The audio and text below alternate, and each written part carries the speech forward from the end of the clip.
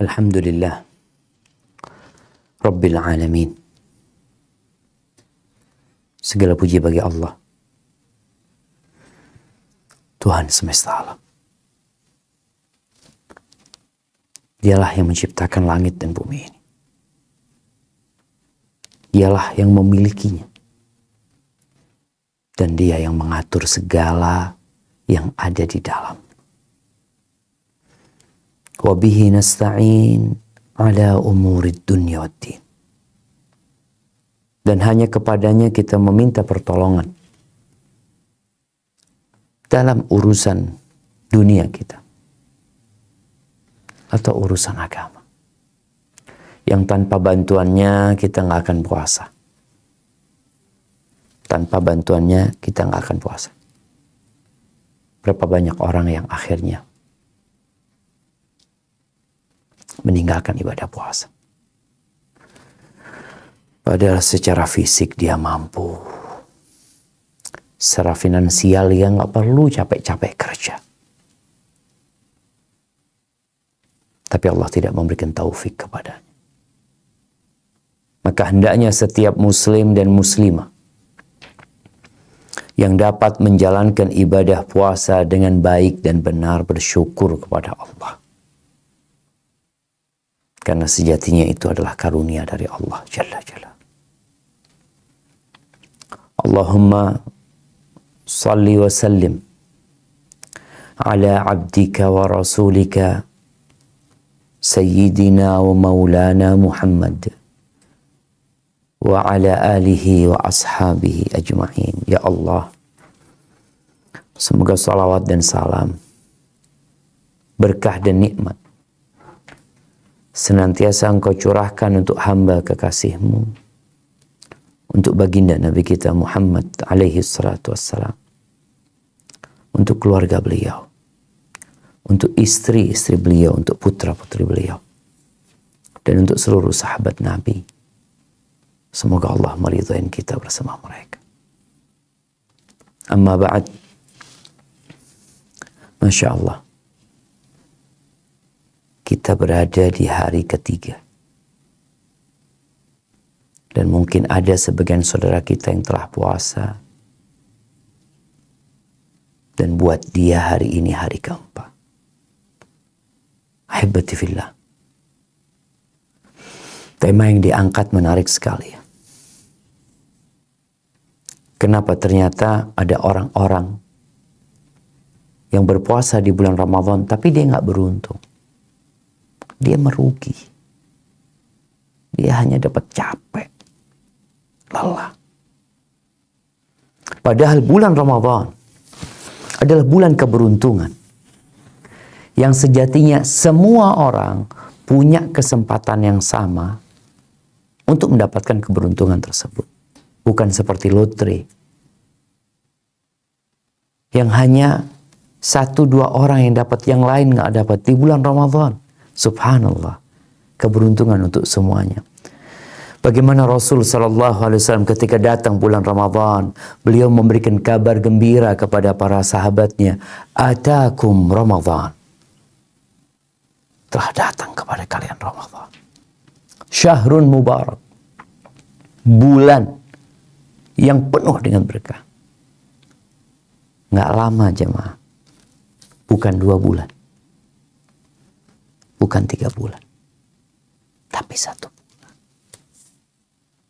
Waktunya pendek dibandingkan dengan hari-hari yang lainnya. Bayangkan kita melewatin 11 bulan. Nggak ketemu sama berkah seperti yang ada di bulan Ramadan ini. Faradallahu alaikum siyama. Allah wajibkan puasa di bulan Ramadan. Salah satu rukun Islam. Bukan anjuran. Bukan aturan. Bukan tradisi dan budaya yang dibuat oleh manusia. Tapi faradallah. Allah Jalla Jalaluh.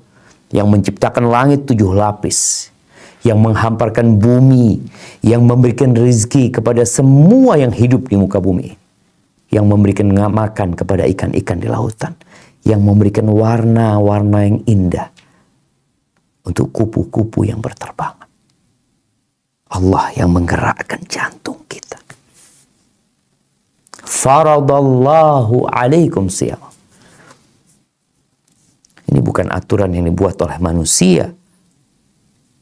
Bukan. Bukan tradisi dan budaya yang hasil pemikiran dari kelompok manusia. Bukan. Karena kalau ada yang mengatakan puasa itu udah tradisi, bukan tradisi. Bukan budaya. Yang kita tahu dari tradisi dan budaya itu hasil pikiran, hasil akal manusia. Tapi ini kewajiban dari Sang Pencipta langit dan bumi.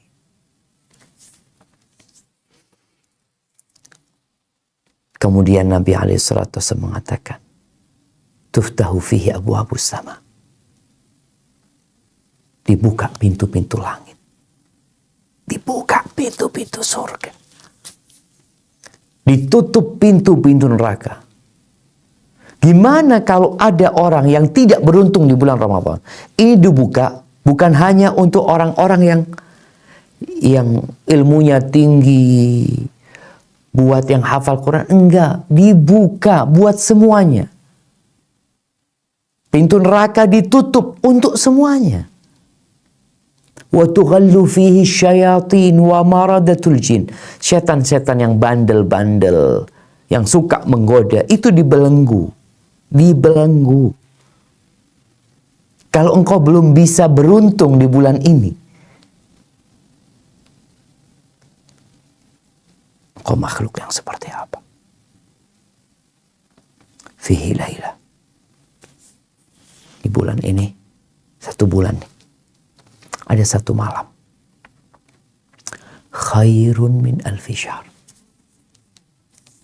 Yang lebih baik dari 1000 bulan. Bayangin jamaah. Satu malam lebih baik dari 1000 bulan.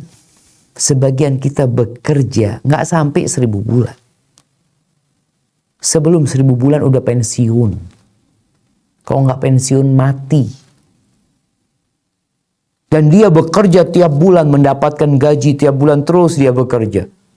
Ketika bosnya memberikan kepada dia bonus, THR, dia semakin semangat bekerja. Ini dikasih bonus sama Allah Azza wa Jal. 1000 bulan. Kalau gajimu sebulan 5 juta, 5 miliar nih.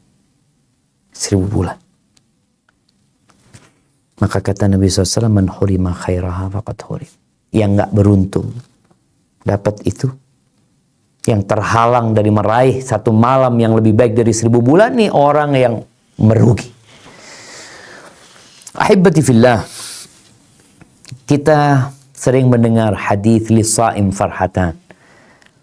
Buat orang yang berpuasa ada 2 kegembiraan. Farhatun 'inda fitrih wa farhatun 'inda liqa'i rabbih. Kegembiraan tatkala berbuka. Ketika dia berbuka tiap harinya, ketika dia berbuka sebulan penuh, ini yang lebih utama karena dia selesai itu Ramadannya. Bergembira, pantas dia bergembira. Sehingga dia seharusnya bersyukur kepada Allah Azza wa Jalla.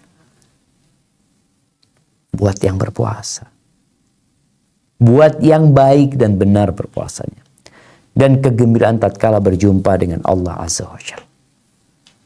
Kenapa? Karena ada orang-orang yang hidup di bulan Ramadan, yang dia hadir bersama Ramadan, yang dia merasakan wanginya Ramadan, yang dia tersentuh dengan berkahnya Ramadan, tapi selesai Ramadan, dosa-dosanya nggak diampuni. Apa terus gunanya dia hidup di bulan Ramadan? Apa manfaatnya? Kau puasa di bulan Ramadan. Ada yang puasa nggak dapat apa-apa. Apalagi yang nggak puasa. Di dalam hadis yang diriwayatkan Imam Tabrani, Rasulullah Sallallahu Alaihi Wasallam bersabda, mengaminkan doanya Jibril. Ketika Jibril mengatakan, ya Muhammad, ini Nabi SAW mengatakan amin, amin, amin 3 kali. Di antara satu yang diaminkan oleh Nabi Muhammad SAW dari doanya Jibril. Jibril mengatakan, ya Muhammad, alaikas salatu wassalam, ya Rasulullah. Man adraka syahra Ramadan famat falam yughfar lahu fa udkhilan nar fa ab'adahu Allah. Barang siapa yang mendapati bulan Ramadan, kemudian dia mati dalam kondisi belum diampuni dosa-dosanya. Dia hadir di bulan Ramadan, kemudian dia mati setelah Ramadan, tapi dalam kondisi dosa-dosanya belum diampuni, fa'adkhalahun nar, fa'udkhilan nar, atau fa'udkhilan nar. Kemudian dia dimasukkan ke neraka. Fa'abadahu Allah. Semoga Allah menjauhkan dia. Amin, kata Nabi SAW. Ini gimana jemaah? Ketika semua baju dimasukkan ke mesin cuci, bersih. Tapi ada satu baju yang masuk mesin cuci keluar seperti sebelum masuk mesin cuci. Apa yang kau lakukan dengan baju itu? Kau mungkin buang ke sampah. Sudah tidak layak lagi untuk dipakai. Nabi mengatakan, amin.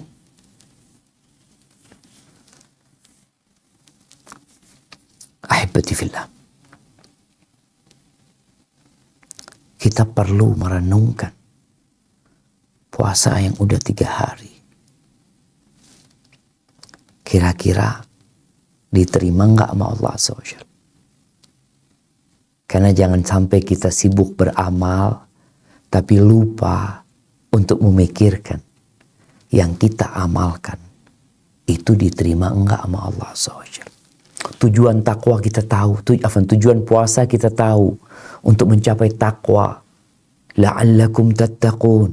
Dan kita tahu yang diterima dari manusia itu hanya dari orang yang bertakwa. Ini yang beruntung. Ya gimana nggak dikatakan beruntung, sedangkan yang lainnya beramal capek lelah. Allah mengatakan, hal ataka hadithul ghashiyah wujuhu yawma idzin khashi'ah. Kau lihat wajah-wajah yang tunduk, hina. Amilatun nasibah tasla naran hamiyah. Kerja, beramal dia, capek, lelah jemaah. Tapi masukkan neraka. Na'udzubillah. Ahibati fillah. Di surat Al-Ahzab ayat 35. Allah mengumumkan siapa sih orang-orang yang beruntung itu. Ada kriteria-kriterianya. Mungkin kita akan baca ayat ini. Nah.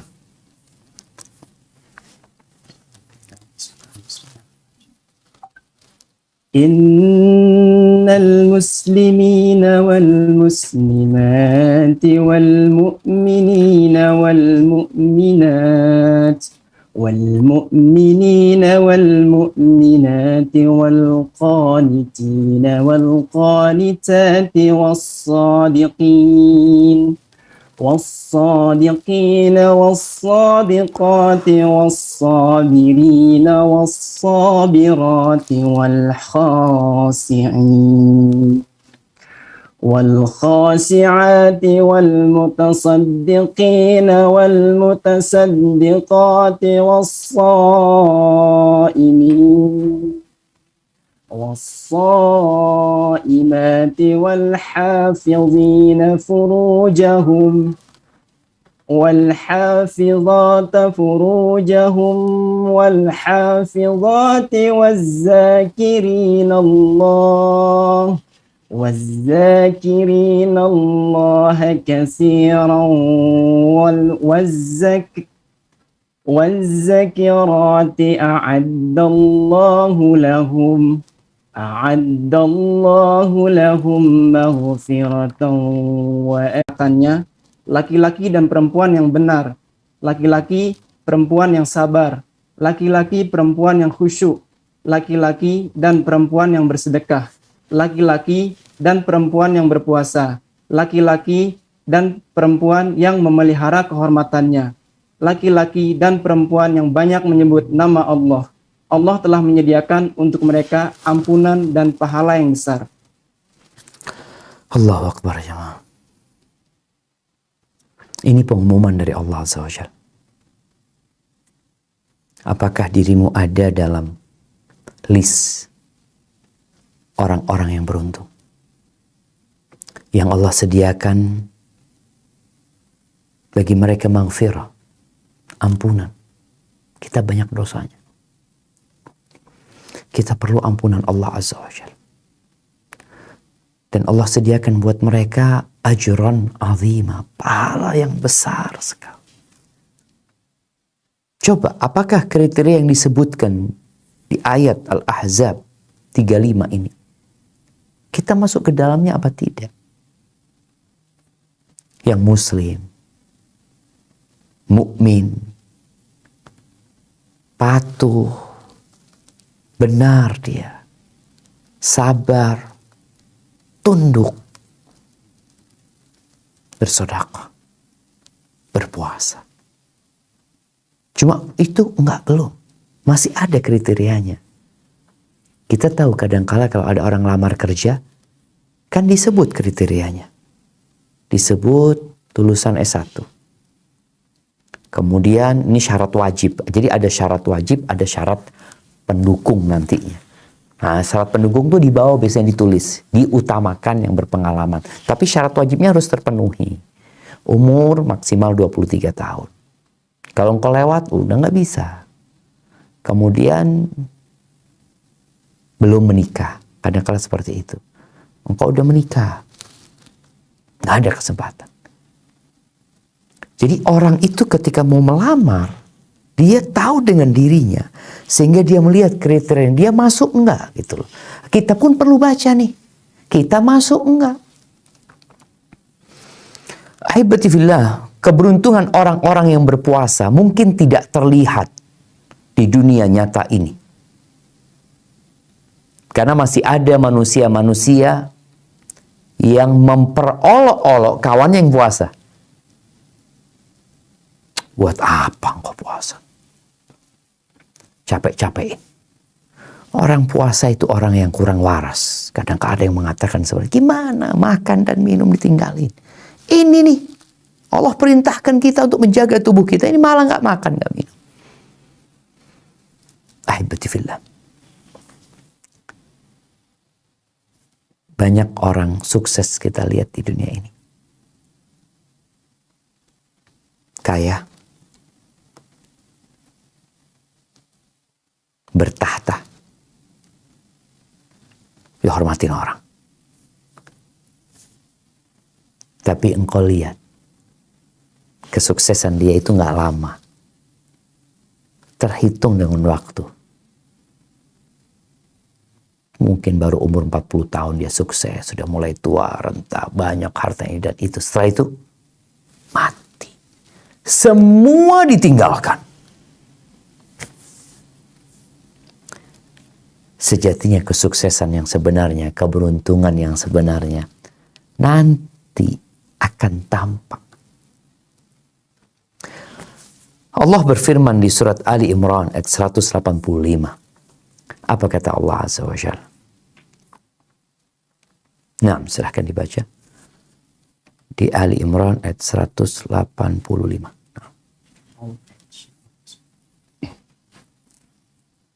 Kullu nafsin za'iqatul maut wa innama tuwaffawna ujurahum yawmal qiyamah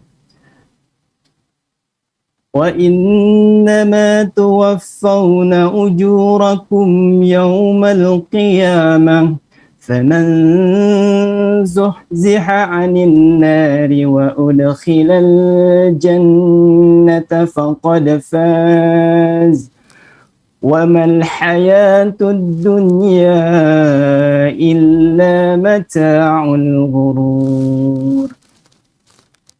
Tiap-tiap yang berjiwa akan merasakan mati, dan sesungguhnya pada hari kiamat sajalah disempurnakan pahalamu.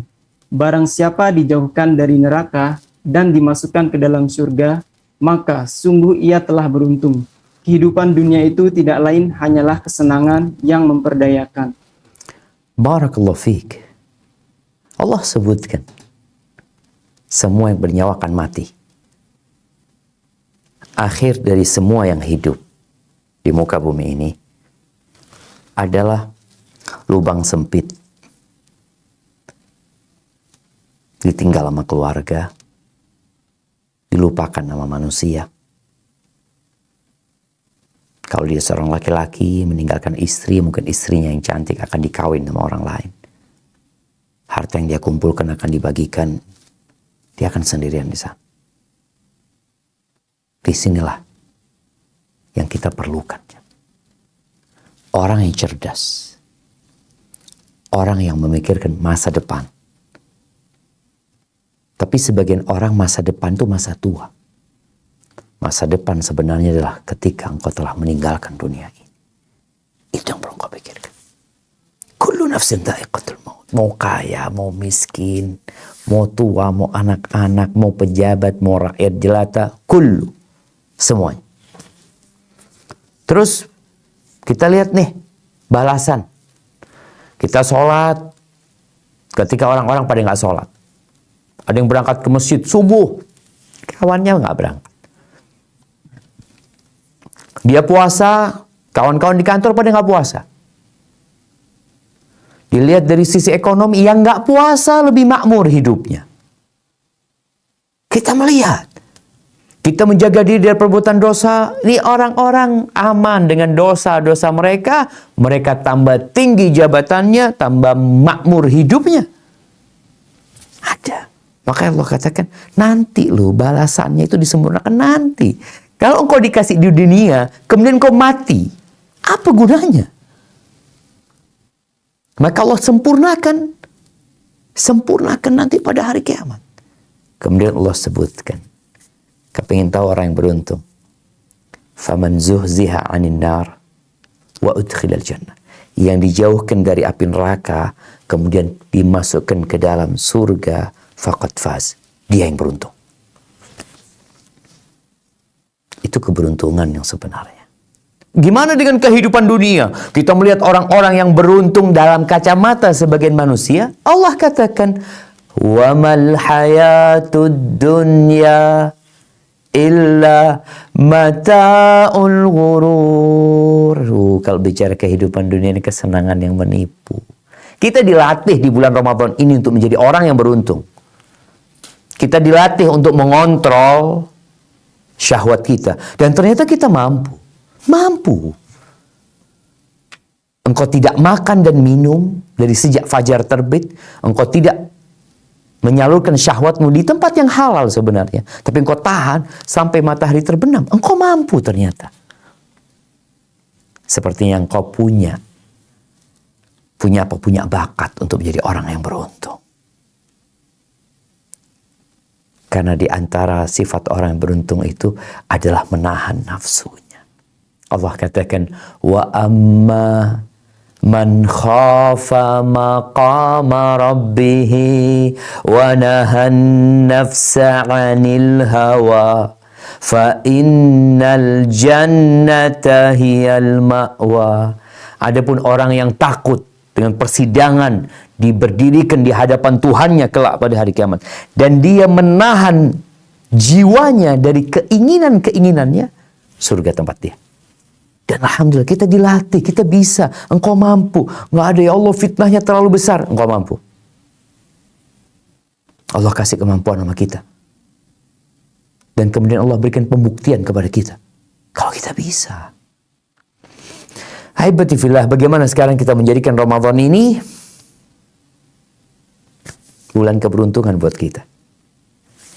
Agar semua yang kita lakukan di bulan ini, dari amal soleh, amal kebajikan, diterima sama Allah Azza wa Jalla. Karena apa gunanya kalau kita kerja capek kemudian gak diterima? Gak ada manfaat. Maka yang pertama, kalau engkau ingin beruntung, ikhlaskan niat.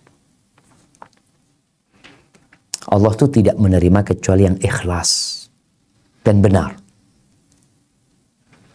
وَمَا أُمِرُوا إِلَّا لِيَعْبُدُوا اللَّهَ مُخْلِصِينَ لَهُ الدِّينَ حُنَفَاءَ وَيُقِيمُوا الصَّلَاةَ وَيُؤْتُوا الزَّكَاةَ وَذَلِكَ دِينُ الْقَيِّمَةِ. Nih agama yang benar nih. Semua amalannya itu adalah ikhlas. Kalau kita puasa Ramadan, ini bukan hanya bicara puasa Ramadan, semua amalan seorang muslim itu harus berdasarkan ikhlas. Innamal a'malu binniyat. Amalan itu tergantung niatnya. Wa innama likulli imri'in ma nawa. Semua orang akan mendapatkan apa yang dia niatkan. Ana puasa Ramadan supaya sehat. Dapat sehat insya Allah. Pahala nggak dapat. Loh gimana? Engkau niatnya kan nggak bikin sehat. Puasa Ramadan ingin tambah langsing. Dapat. Tapi kalau niatmu cuma ingin tambah langsing, apa gunanya engkau capek-capek? Seharusnya siang hari engkau minum dikit nggak apa-apa. Karena engkau bukan untuk Allah puasamu. Ingat, semua orang akan mendapatkan apa yang dia niatkan. Nabi SAW memberikan contoh, faman kanat hijratuhu lidunya yusibuha aw imra'atin yankihuha fa hijratuhu ila ma hajara ilaih. Kalau orang ini berangkat hijrah, niatnya itu ingin dunia atau ingin wanita yang ingin dia nikahin, ya udah ke sana. Itu yang dia dapatkan. Tapi faman kanat hijratuhu ila Allah wa rasulih fa hijratuhu ila Allah wa rasulih. Maka tolong yang udah puasa, lihat untuk siapa engkau berpuasa. Ada orang yang puasa karena ikut-ikutan. Karena nggak enak. Karena merasa udah tradisi dan budaya. Makanya kita akan melihat hal yang menakjubkan di bulan Ramadan ini. Ada orang puasa tapi nggak sholat. Gimana sih? Engkau itu mampu tidak makan dan minum tapi nggak mampu untuk sholat. Ya. Kadang-kala ada masalah di niat orang-orang. Di dalam hadis riwayatkan Imam Bukhari dan Muslim, Rasulullah sallallahu alaihi wasallam mengatakan, man sama Ramadhana imanan wahtisaban ghufira lahu ma taqaddama min dzambi. Mau tahu nih, yang puasa beruntung adalah orang yang berpuasa di bulan Ramadan imanan wahtisaban. Dia beriman. Dia menjalankan ibadah ini. Kenapa engkau puasa? Ana mukmin. Saya orang beriman, saya muslim. Saya termasuk dalam panggilan Allah, ya ayyuhalladzina amanu. Wahai orang-orang yang beriman, kutiba alaikumusiyam, diwajibkan atas kalian berpuasa. Ana termasuk dalam panggilan itu. Aku beriman. Aku beriman Allah yang menyuruhku melakukan itu. Wahtisaban, dan dia berharap pahala. Di sini ketika dia beriman dan dia akan ikhlas lillahi ta'ala. Ketika dia berharap pahala, selain ikhlas, dia akan ikut aturan. Karena jangan sampai dia ikhlas tapi nggak ikutin aturannya, nggak dapat pahala nanti. Ini yang beruntung. Ghufira lahu ma taqaddama min dzambi. Dosa-dosa dia yang lalu diampuni. Maka tolong perbaiki niat kita. Yang kedua, jujur. Jujur. Jangan sampai Ramadan ini kita pura-pura. Pura-pura puasa. Ada yang di rumah sahur, pulang ke rumah berbuka. Kata keluarga, Masya Allah, ayah puasa. Tapi benarkah dia puasa atau tidak? Allah berfirman di surat At-Taubah ayat 119. Menyuruh kita untuk jujur. Untuk benar. Dan bukan pura-pura. Nah, silahkan dibaca di At-Taubah ayat 119. Bismillahirrahmanirrahim.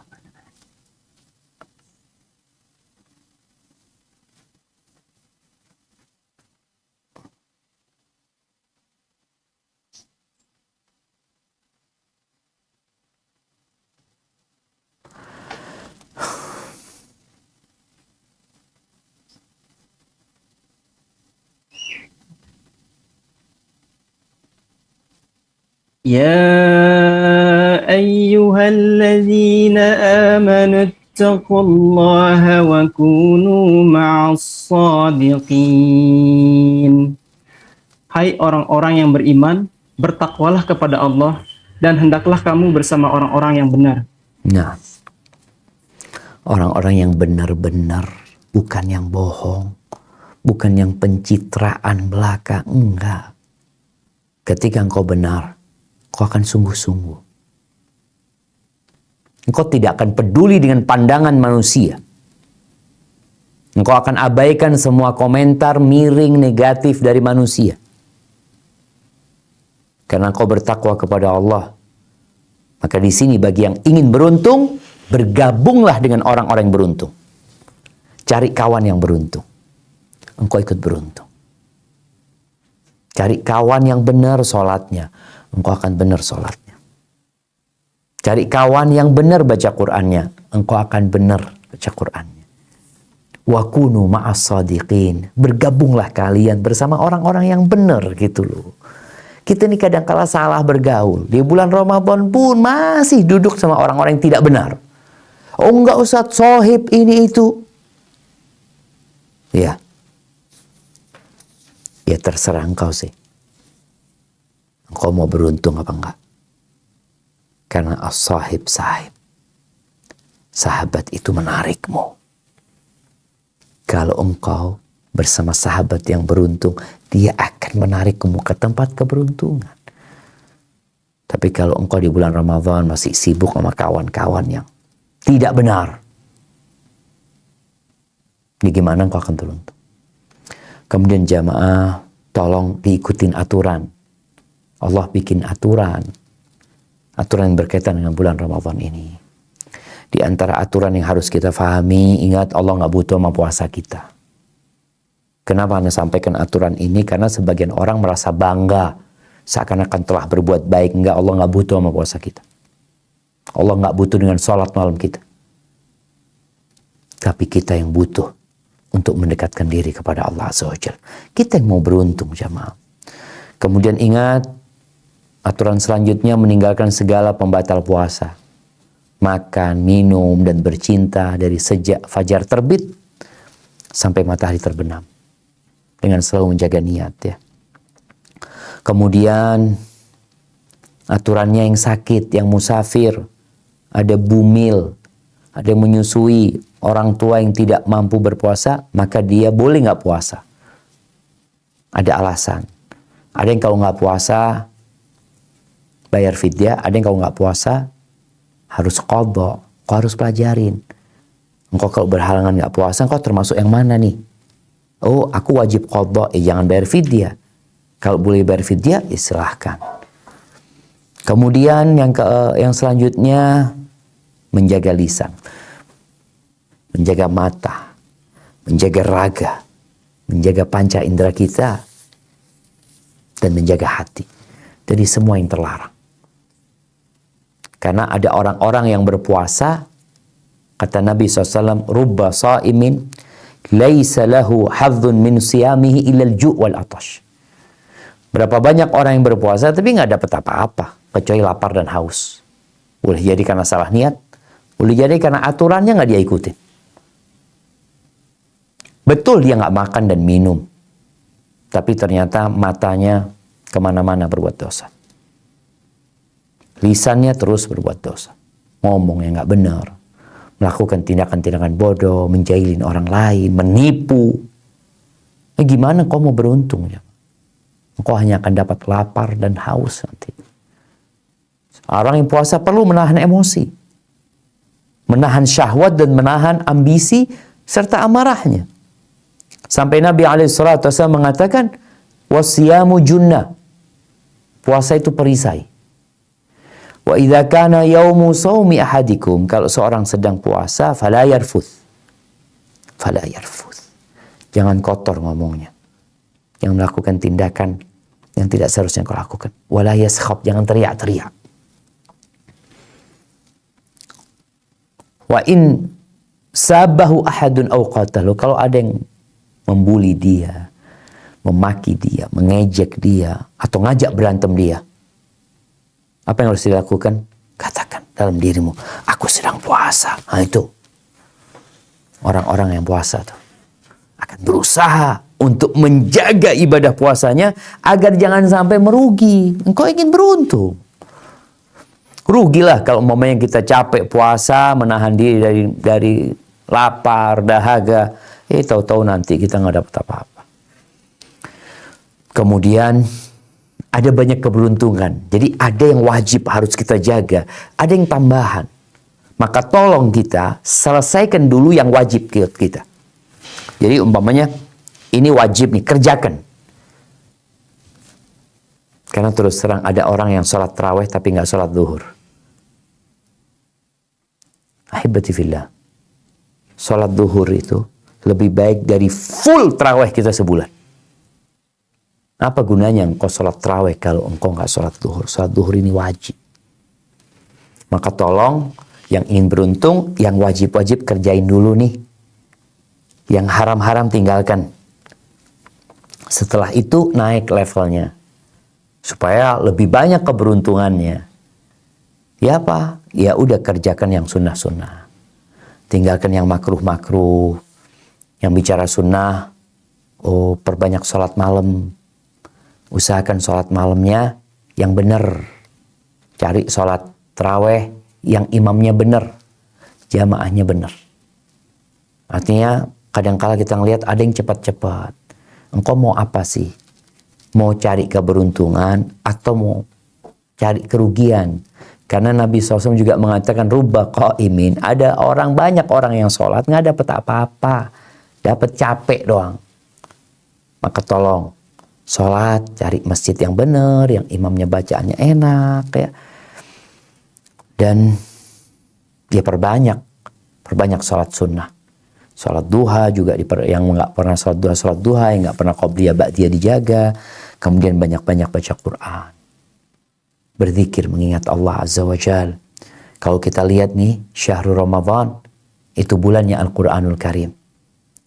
Sehingga kita nih kalau ingin beruntung di bulan Ramadan, kita lihat bagaimana Nabi SAW, beliau full baca Quran di bulan Ramadan. Bahkan beliau menyetorkan hafalannya kepada Jibril. Salat Nabi SAW, subhanallah, cerita Hudzaifah bin Yaman, ya.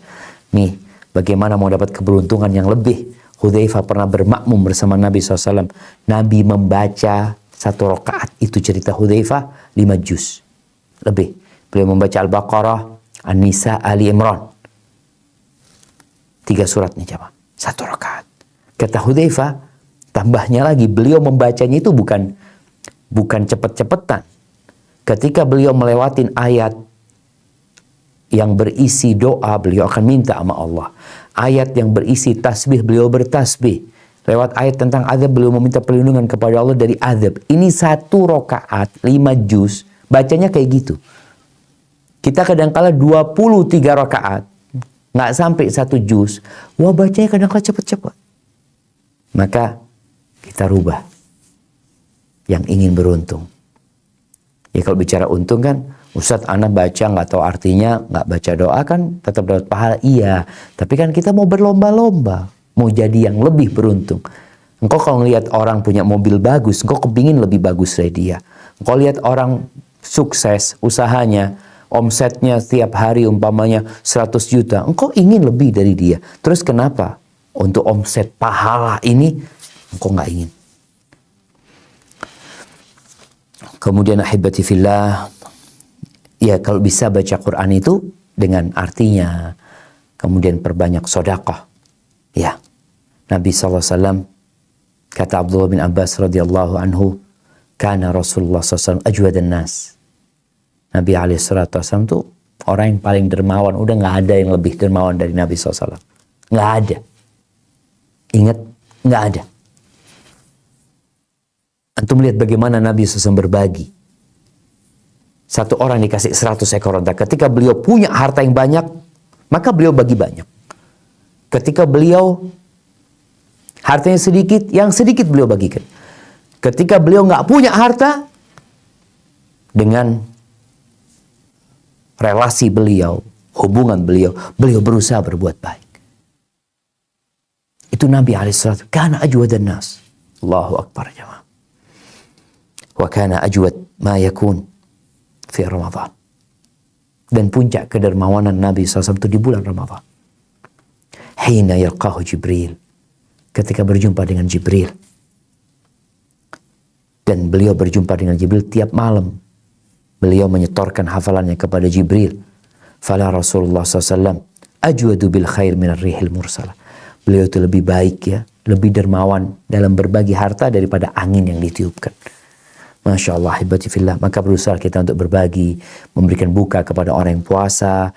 Kemudian juga kalau ingin beruntung, mensegerakan berbuka, mengakhirkan sahur. Sahur itu waktu yang berkah, makanan yang berkah. Usahakan kita ini sunnah gitu ya. Tapi kita berharap keberuntungan di sana. Kemudian jangan lupa untuk membayar zakat fitrah. Dan yang terakhir, kalau ingin hasil yang maksimal, ingat ada satu malam yang lebih baik dari 1000 bulan. Yang kata Nabi SAW, Lailatul Qadri, kata Nabi, kata Allah Azza wa Jal, Inna anzalnahu fi Lailatul Qadr, wa ma adraka ma Lailatul Qadr, Lailatul Qadri khairun min alfi syahr. Lailatul Qadar itu lebih baik dari 1000 bulan. Dari 1000 bulan. Dan Nabi SAW mencari malam itu. Berburu malam itu. Dan menyuruh para sahabat untuk berjuang mendapatkannya. Dan kalau engkau benar keinginanmu untuk menjadi orang yang beruntung, engkau tidak akan mensia-siakan. Karena ternyata puncak dari Ramadan ini, atau puncak keberuntungan itu, ya kita mendaki ya. Nggak bisa orang langsung sampai atas. Tetap untuk mendapatkan Lailatul Qadar dimulai dengan malam pertama Ramadan, kedua, ketiga, keempat, sampai ke-20. Masuk 10 hari terakhir, di situ ada malam yang lebih baik dari 1000 bulan. Yang Nabi kita alaihissalam beriktikaf, mengajarkan kepada para sahabat, iktikaf di masjid. Tinggalkan dunia sejenak. Fokus untuk memperbaiki diri. Menyucikan jiwa, meraih ridha ilahi, memohon ampun kepada Allah. Maka kita lihat doa yang paling utama dibaca di malam Lailatul Qadar. Allahumma innaka afuwun tuhibbul afwa fa'fu anni. Barakallahu fiik. Semoga Allah Azza wa Jalla menjadikan kita orang-orang yang beruntung. Itu mungkin yang dapat Anda sampaikan. Anda kembalikan ke moderator untuk melanjutkan ke tanya jawab. Nah, Barakallahu fiik Ustaz. Sebelum kita mulai tanya jawab Ustaz, mungkin ada tadi di awal Pak Ustaz bilang di bulan Ramadan kan dibuka pintu-pintu langit seluas-luasnya dan ditutup pintu neraka serapat-rapatnya. Cuman di bulan Ramadan ini kadang kita melihat masih banyak gitu Pak Ustadz yang melakukan kesalahan, maaf kalau kita nonton di media televisi gitu. Itu gimana ya Pak Ustadz ya? Sedangkan tadi kan kayak setan-setan di bulan dulu gitu. Itu seperti apa Pak Ustadz? Apa Ustadz? Barakallahu fiikum. Ahibati fillah. Pintu masjid dari dulu dibuka. Tapi nggak semua orang masuk kan. Kan kembali kepada orangnya.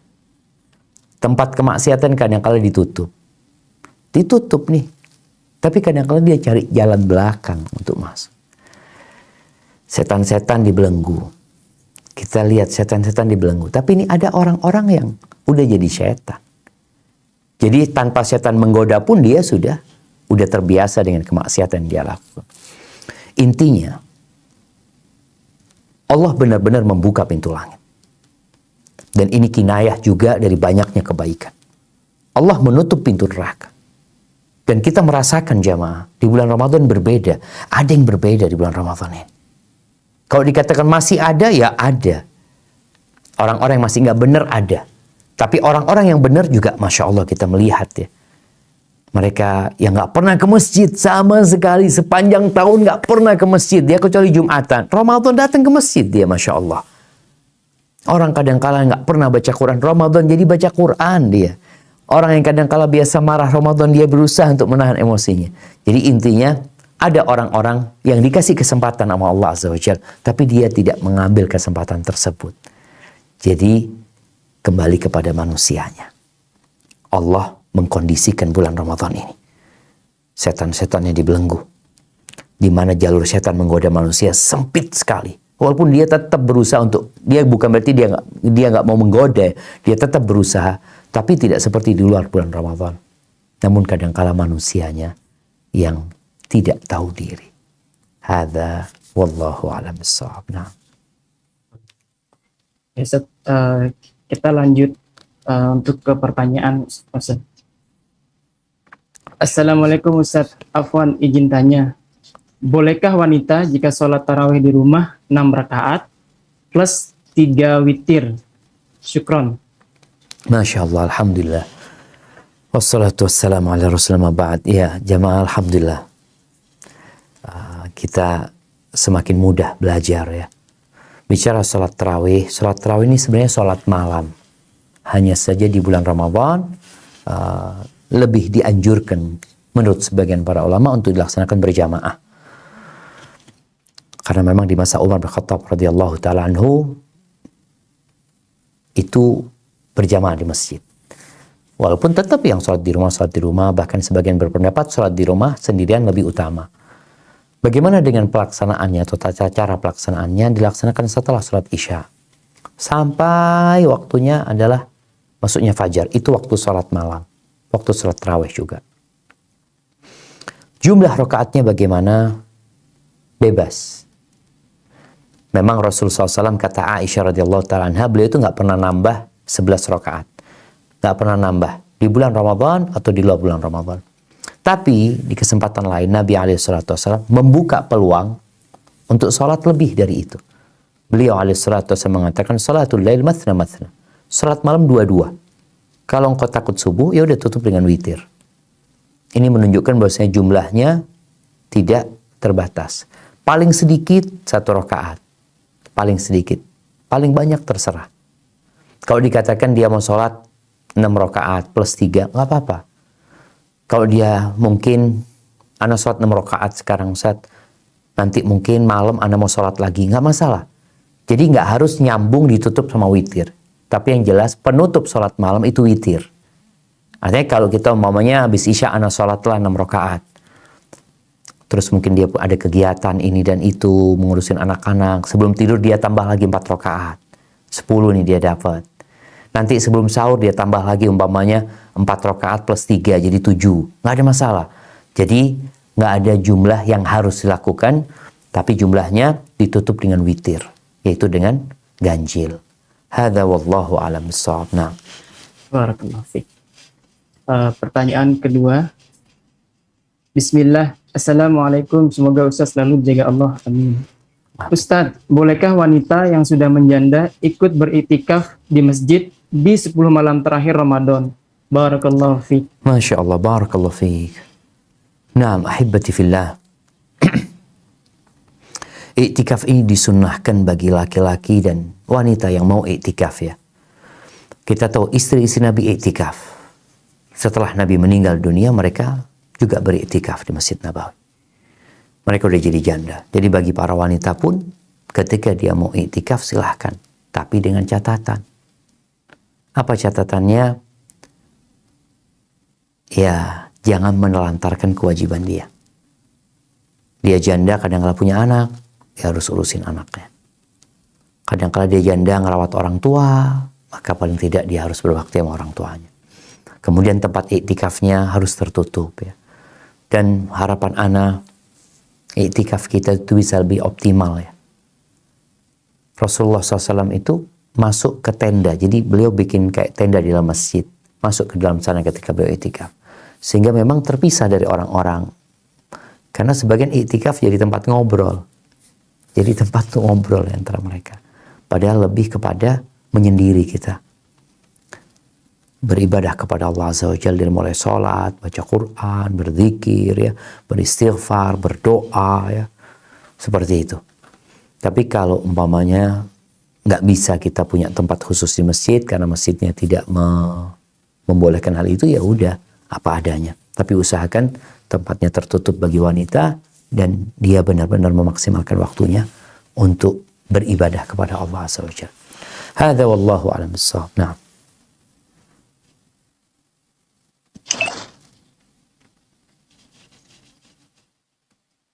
Assalamualaikum Ustaz. Waalaikumsalam warahmatullahi wabarakatuh. Ustaz izin bertanya, Ahlan wa sahlan. jika kita hilaf terjerumus dalam perkataan yang kurang baik, kemudian segera beristighfar, apa tetap hanya dapat lapar dan haus, Ustaz? Masya Allah, barakallahu fikum. Ya jemaah, kullu bani Adam khata. Semua anak Adam itu melakukan kesalahan. Wa khairul khata'in at-tawwabun. Sebaik-baiknya orang yang melakukan kesalahan adalah yang bertobat, yang mohon ampun sama Allah Azza wa Jalla. Maka bagaimana kalau kita melakukan perbuatan sia-sia, bahkan perbuatan dosa di siang hari bulan Ramadan? Apa yang harus kita lakukan? Ya bertobat. Kembali kepada Allah Azza wa Jalla. Terus bagaimana dengan luka dalam puasa kita tadi? Insya Allah dengan bertobat, Allah ampuni dosa kita. Dan untuk menutupi hal itu, kau berbuat baik.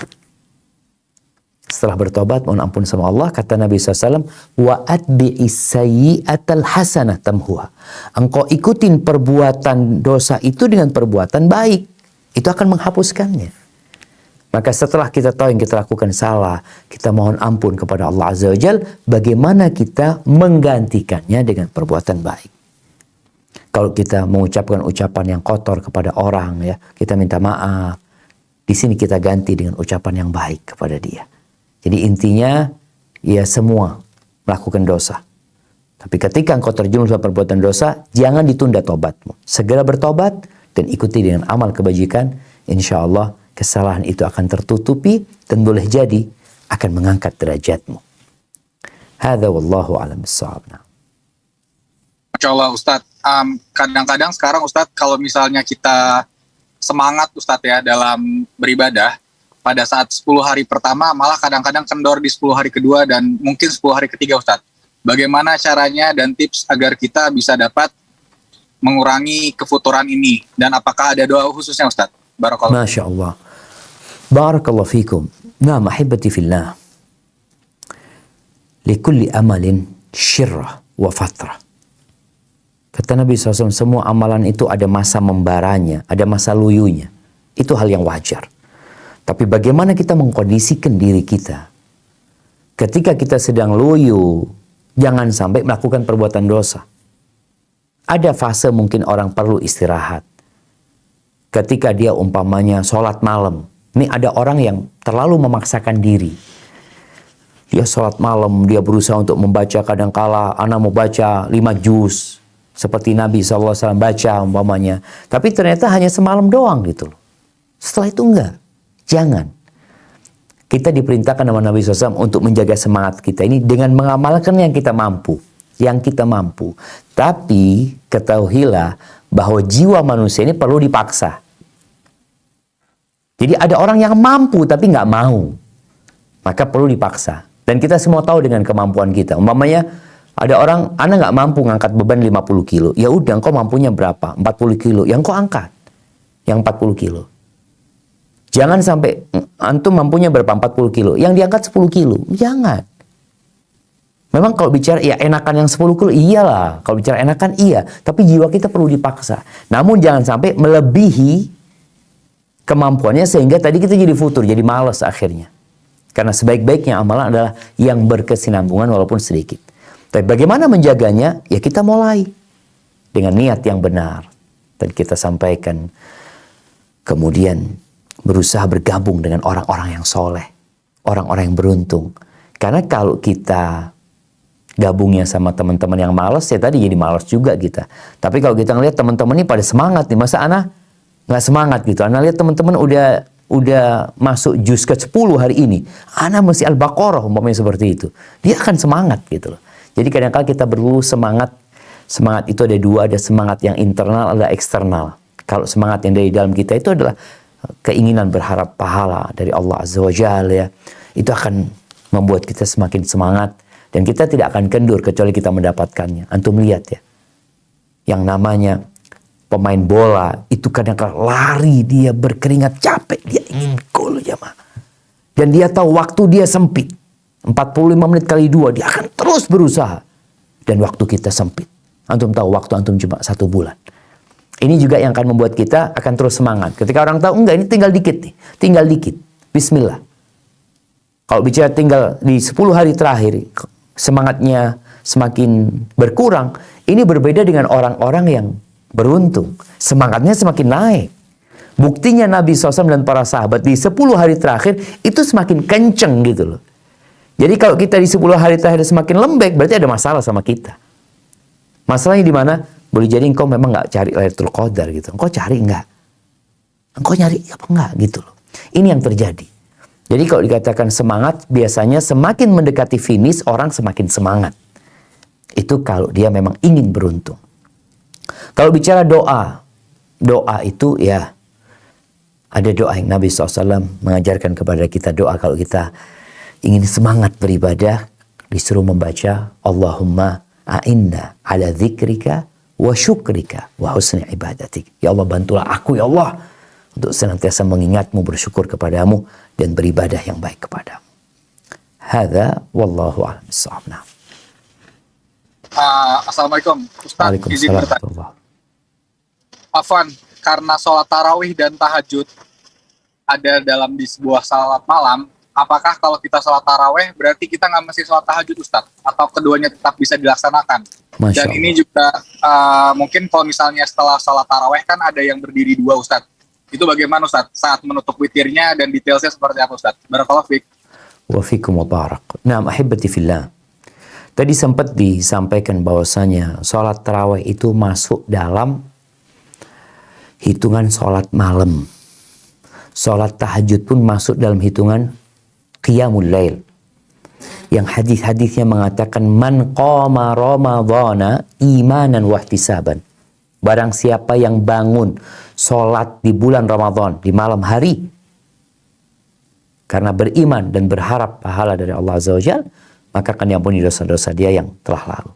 Jadi semua masuk sholat malam. Hanya saja biasanya tarawih itu dilaksanakan di awal malam. Jadi pelaksanaannya aja karena biasa dilakukan di awal malam, sehingga orang berpikir, boleh nggak aku sholat malam lagi, sholat tahajud lagi? Ya boleh. Yang kau lakukan tadi ya sholat malam sebenarnya.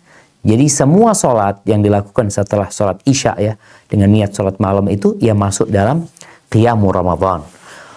Baik, kalau sekarang pertanyaannya, apakah orang yang sudah terawih nggak perlu lagi sholat tahajud? Ahibati fillah, kita ini sedang berlomba-lomba. Kalau bicara antum sholat isya, ya udah yang wajib selesai. Sholat malam nggak wajib. Sehingga kalau dikatakan apakah perlu, antum perlu nggak? Antum perlu nggak keberuntungan tentang menambah sholat ini? Maka ana rasa kita semua perlu.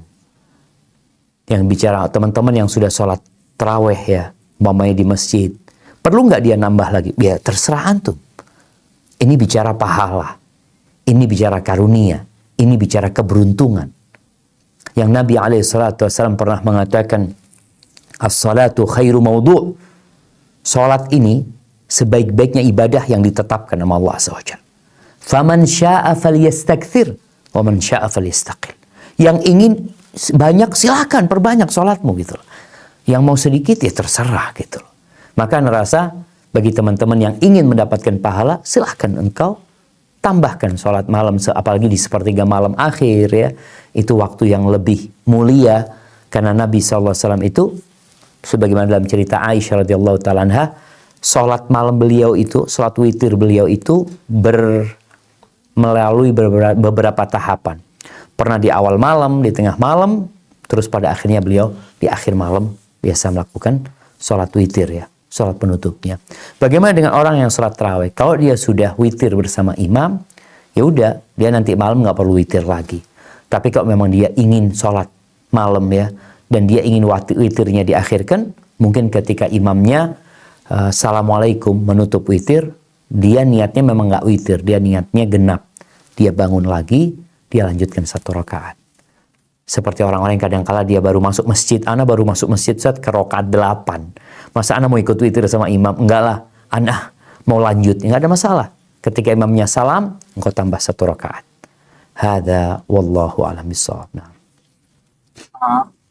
Ustadz, ada pertanyaan Ustadz. Apakah doa puasa yang paling sahih Ustadz?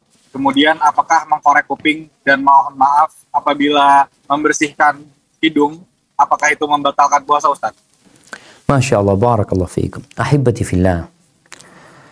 Doanya orang yang puasa itu dikabulkan sama Allah SWT. Mustajab. Apa doanya? Terserah kamu doa. Dan doa ketika berbuka mustajab. Silahkan berdoa. Ada hadis, "Dhahabat dhama wabtallatil uruq wa thabatal ajr insyaallah." Iya, silahkan kau mau baca itu, diriwayatkan dengan riwayat dengan sanad yang sahih dari Nabi SAW. Tapi bukan berarti kita harus baca doa itu aja, karena Nabi memberikan kebebasan untuk membaca. Untuk berdoa ya, untuk berdoa, untuk berdoa. Kemudian mungkin doa yang sering kita dengar, Allahumma laka sumtu wa ala rizqika aftartu. Allahumma laka sumtu wa bika amantu ala rizqika aftartu, atau Allahumma laka sumtu ala rizqika aftartu. Ini diriwayatkan dengan sanad yang dhaif. Tapi orang mau membaca sebagai doa, ingat sebagai doa, nggak apa-apa. Beberapa sahabat membaca doa minta ampunan. Dia mengatakan, kalau nggak salah di antara doanya Abdullah bin Amr bin As, Allahumma ya man wasi'at rahmatuhu kulla syai'. Yang rahmat Allah meliputi segala sesuatu, ampuni aku ya Allah, aku minta rahmatmu ya Allah. Jadi silahkan ketika orang mau berbuka, yang tentunya dia makan baca bismillah, tapi karena waktu ini waktu yang baik, waktu yang mustajab untuk dipanjatkan doa, silahkan kau membaca doa apa saja. Adapun bicara mengorek telinga, nggak ada masalah. Kemudian membersihkan hidung, boleh orang itu istinsyak, tapi nggak boleh terlalu dalam nyedotnya. Nabi SAW mengatakan, baligh fil istinsyak illa an takuna sha'iman. Engkau kalau istinsyak itu sedot yang dalam, kecuali ketika engkau puasa. Barakallahu fikum. Nah, Ustadz, mohon pertanyaan. Assalamualaikum Ustadz, izin bertanya, apakah boleh di bulan Ramadan ini kita membaca Al-Quran dengan menggunakan handphone, Android ataupun iPhone? Samakah pahalanya dengan kita membaca mushaf? Jazakallah khair Ustaz. Barakallahu fiik. Masya Allah, barakallahu fikum. Ya ahibati fillah. Kalau baca Quran dari iPhone sama Android, pahalanya sama nggak gitu kan? Ini handphonenya mungkin lebih mahal, ini lebih murah. Baik, ala kulli hal. Membaca Al-Quranul Karim dari iPhone, dari Android, dari Samsung atau apa, atau membaca dari tafsir Al-Quranul Karim, berbeda dengan membaca dari mushaf. Karena perbedaan hukum memegang mushafnya udah beda. Orang yang nggak suci, menurut pendapat jumhur ulama, nggak boleh pegang mushaf. Nggak boleh. Tapi pegang handphone, pegang tafsir boleh dia. Jadi sebenarnya kalau dilihat dari sisi kemuliaan memegang mushafnya, kalau melihat mungkin sama, kita melihat yang di sini, melihat di sini. Tapi ada perbedaan dari sisi mushafnya tadi. Maka nasihat ana buat teman-teman yang di masjid, peganglah mushaf itu. Tapi yang jadi masalah kadang-kadang teman-teman, Ustadz, ana kepingin baca artinya juga Ustadz, sehingga dia tidak pegang mushaf. Insya Allah nggak ada masalah. Intinya berusaha kita untuk memperbanyak baca Al-Quranul Karim. Kalau pakai handphone, iPhone, tafadhol silahkan. Tapi ketika kau faham dengan bahasa Arab, yang kau ngerti, maka mungkin kau memegang mushaf akan lebih utama. Tapi kalau kau ingin tahu artinya karena kau nggak paham, silahkan kau memegang Quran terjemahan atau Quran dengan tafsirnya. Barakallahu fiik. Sepertinya kita ke pertanyaan terakhir ini, Akhtufel. Oke, siap Ustadz. Ini mungkin pertanyaan terakhir, cuman mungkin yang paling kita harus sama-sama mengkaji Ustadz ya. Ustadz ingin tahu Ustadz, seperti apa urutan tata cara berbuka puasa yang dicontohkan oleh Rasulullah SAW Ustadz. Dari saat berbuka, makannya apa dan Masya Allah. Ustadz. Barakallahu fiik. Ahibati fillah. Masya Allah. Puasa ini bukan ibadah makan. Ibadah menahan diri dari makan dan minum. Dan kalau bicara berbukanya Nabi SAW, biasa aja gitu loh. Kadang-kala orang ini berbuka ini sesuatu yang spesial banget. Makannya harus ini, harus ada ini, ada itu. Ya Allah, Nabi SAW biasa aja. Jadi waktu berbuka, makanan berbuka itu tidak menjadi beban untuk orang yang puasa. Kenapa? Ana mampu tidak makan dan minum. Bahkan Nabi SAW itu pernah puasa 3 hari 3 malam berturut-turut. Dan sahabat pernah mau ikut. Nabi SAW melarang. Nggak boleh. Puasa wisol tuh nggak boleh, nyambung puasanya jamaah. Supaya kita tahu nggak terlalu peduli dengan yang urusan berbuka. Nabi bahkan menganjurkan untuk mensegerakan berbuka. Mensegerakan berbuka artinya sebelum sholat kita udah berbuka. Udah membatalkan puasa kita. Namun Nabi SAW memberikan kesempatan bagi para sahabat waktu itu yang ingin nyambung puasanya. Man kana muwasilan falyuwasil ila sahar. Yang ingin wisol puasanya udah boleh. Nabi memberikan rukhsah tapi sampai sahur. Jadi puasanya 24 jam. Dari sahur ke sahur. Jadi kalau bicara buka ini bukan sesuatu yang harus makan ini, makan itu. Cerita Anas bin Malik radhiyallahu ta'ala. Kepingin tahu bagaimana Nabi berbuka. Nabi SAW kata Anas bin Malik. Kana yuftiru ala rutabat. Qabla an yusalli. Sebelum sholat beliau itu berbuka, makan rutab. Anas mengatakan sebelum sholat supaya orang tahu Nabi mensegerakan berbuka gitu. Beliau berbuka rutab. Kurma yang masih basah. Artinya ini sesuatu yang tidak perlu dimasak, tidak perlu membutuhkan waktu, menyediakannya. Sesuatu yang ada gitu loh. Kalau nggak ada, beliau makan apa? Sebelum sholat. Fa'ala tamarat. Ya udah kurma kering. Kurma kering beliau makan, kemudian sholat. Nggak ada. Gimana sekarang la rutab wala tamar. Roti kayak apa? Nabi itu makanan mereka kurma basah itu kalau musim panen kurma, kalau nggak ada kurma kering, kalau nggak ada hasawatin minal ma, beliau meneguk beberapa teguk air berangkat sholat. Jadi jangan jadi beban buat kita urusan berbuka. Nanti mau berbuka apa ya? Nanti mau berbuka apa ya Habibi? Kita mampu menahan diri dari makan dan minum. Dan kita tahu ketika engkau datang waktu berbuka, kurma dan seteguk air itu sudah cukup sebenarnya. Dan engkau mampu mengontrol nafsumu. Tapi bukan nanti nggak boleh makan macam-macam. Tadi kan ditanyakan bagaimana berbukanya Nabi. Ya udah itu. Disebutkan mungkin kalau malam ada makan tersendiri. Wallahu a'lam di rumah Nabi SAW. Kalau tadi disebutkan kadang kala kurma aja nggak ada. Gimana malam mau makan yang lainnya? Kurma aja nggak ada. Bagaimana cerita Aisyah radhiyallahu taala anha? Marra hilal, thumma hilal, thumma hilal. Nabi pernah 2 bulan berturut-turut itu rumahnya nggak ada makanan, la roti wala gandum, bas kurma sama air yang dimakan Nabi SAW. Jadi hendaklah kita kalau bicara mau makan, Nabi SAW memberikan aturan, ya beberapa suap makanan lah yang membuat punggungmu tegak. Tapi kalau harus makan, Nabi SAW memberikan aturan, 1/3 buat makanan, 1/3 buat minuman, 1/3 buat nafas. Ini bulan untuk beramal, untuk berjuang. Bukan bulan wisata kuliner. Barakallahu fiik. Mungkin itu yang dapat Anda sampaikan. Kurang lebihnya mohon maaf. Anda kembalikan ke moderator. Jazakumullah khair.